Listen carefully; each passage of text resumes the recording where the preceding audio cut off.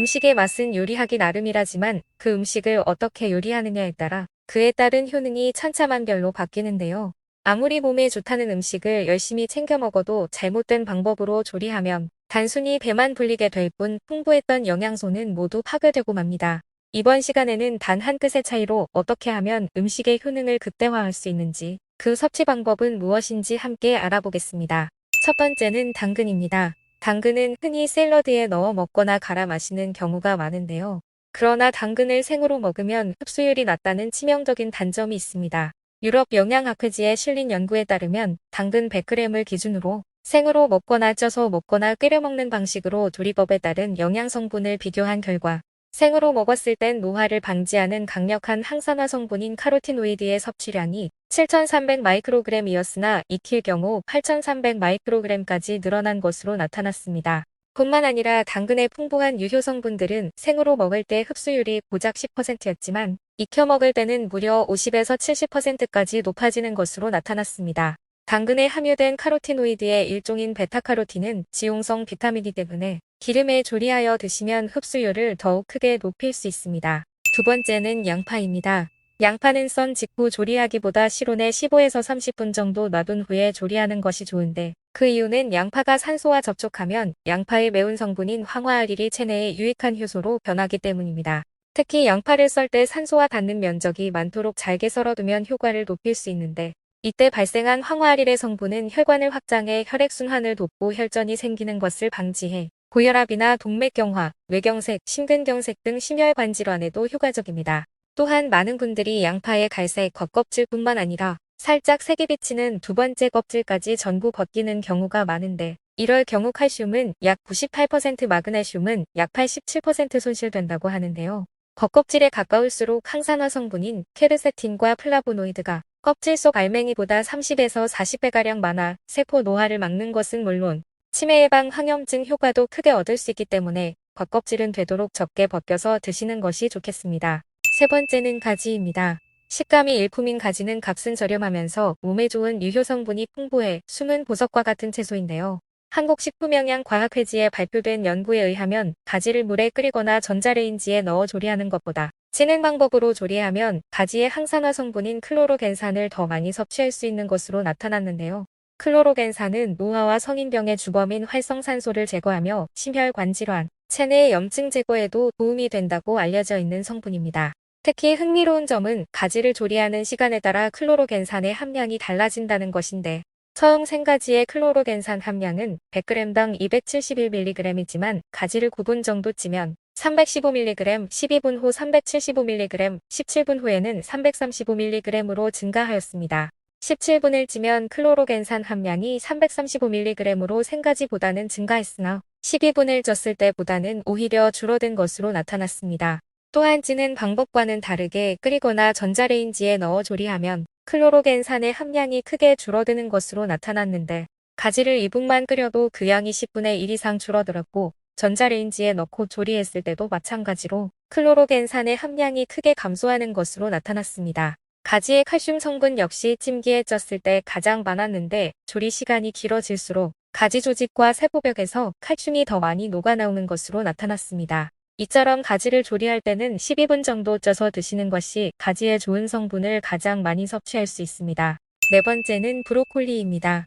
브로콜리는 세계 10대 슈퍼푸드 중 하나로 미국 국립암연구소가 항암 예방식품 1위로 꼽을 만큼 그 효능이 대단한 식품인데요. 그러나 브로콜리를 흔히 그냥 끓는 물에 데쳐서 먹거나 볶아 먹는 것이 대부분인데 이럴 경우 비타민C 함량은 24%나 떨어지고 엽록소와 수용성 단백질도 크게 손실되는 것으로 나타났습니다.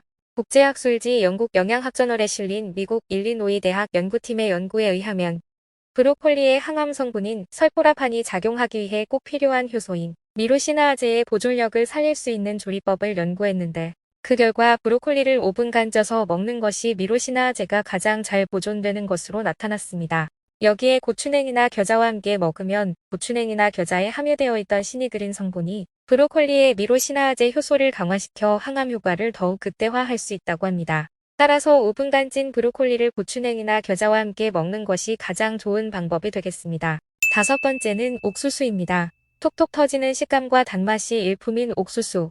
미국 코넬 대학 연구팀의 연구 결과에 의하면 옥수수를 고온에서 조리했더니 비록 비타민C의 함량은 줄어들지만 항산화 성분이 증가할 뿐만 아니라 항암작용을 갖는 페롤산이라 불리는 성분도 증가하는 것으로 나타났는데요.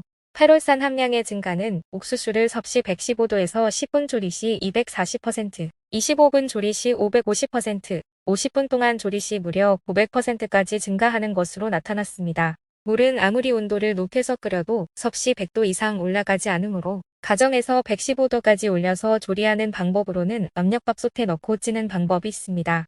옥수수를 고온에 조리할 경우 비타민 손실은 막을 수 없지만 그보다 더욱 강력한 항산화 효능을 가진 페롤산 성분이 많아져 암과 염증 억제에 효과적이라고 하니 이왕이면 같은 옥수수를 먹더라도 압력밥솥에서 최대 50분간 익혀서 드시는 것이 좋겠습니다. 여섯 번째는 마늘입니다. 강력한 항암식품으로 잘 알려진 마늘은 생으로 먹을 경우 마늘의 핵심 성분이라 할 수 있는 알리신을 온전히 섭취할 수 있지만 이러한 알리신 성분의 효능을 극대화하기 위해선 그냥 통째로 먹는 것보다 으깨거나 다졌을 때 가장 많이 섭취할 수 있다고 하는데요. 미국 펜실베니아 주립대학의 연구에 의하면 전자레인지로 마늘을 가열할 경우엔 1분 만에, 오븐으로 구울 경우엔 45분 만에 마늘의 항암 효능이 완전 파괴되었지만 마늘에 열을 가하기 10분 전에 마늘을 다져 놓으면 항암 효능이 유지되는 것으로 나타났습니다. 생마늘을 으깨거나 다지면 마늘에 함유되어 있던 알리나제라는 효소와 알린이라는 성분이 생화학 반응을 일으켜 알리신을 만들어내는데 10분 정도 둬야 효소가 작동을 할 시간을 얻게 되어 알리신을 최대한 섭취할 수 있게 된다고 합니다. 따라서 마늘의 유효 성분 효과를 보기 위해서는 요리를 하기 전에 미리 마늘을 다지거나 으깨어 놓은 뒤에 요리하는 것이 좋겠습니다. 일곱 번째는 상추입니다. 채소는 보통 보관하기 전에 손상을 입히면 안 되지만 상추의 경우는 예외인데요. 상추는 잎을 찢으면 파이토뉴트리언트라는 식물 영양소의 분비를 촉진시킬 수 있는데 이 성분은 우리 몸의 세포를 공격하는 프리레디칼을 억제하여 세포 내 DNA 손상을 방지하고 손상된 세포를 복구하는 항산화 역할을 합니다. 파이토뉴트리언트는 오직 식물에서만 존재하는 면역 물질로 곤충이나 박테리아 등의 공격을 막아내고 생장을 돕는데 이것이 인간의 몸에 들어오면 암이나 심장병 등의 질병을 예방하며 노화를 억제하고 면역을 높여주게 됩니다. 상추잎을 찢게 되면 이에 반응해 파이토뉴트리언트의 분비를 촉진시켜서 상추의 항산화제가 2배로 증가하게 됩니다. 때문에 상추를 보관할 때는 상추의 잎을 찢어서 보관하면 좋은데 다만 이렇게 찢어서 보관하면 부패가 빨라져 금방 상할 수 있기 때문에 하루나 이틀 안에 먹으면 그 효과를 제대로 볼 수 있습니다. 오늘은 여기까지입니다. 영상이 유익하셨다면 좋아요와 구독 눌러주시고 소중한 분들께 공유하시면 더욱 유익하실 겁니다. 저는 더욱 유익한 영상으로 다시 찾아뵙겠습니다. 항상 건강하고 행복하세요.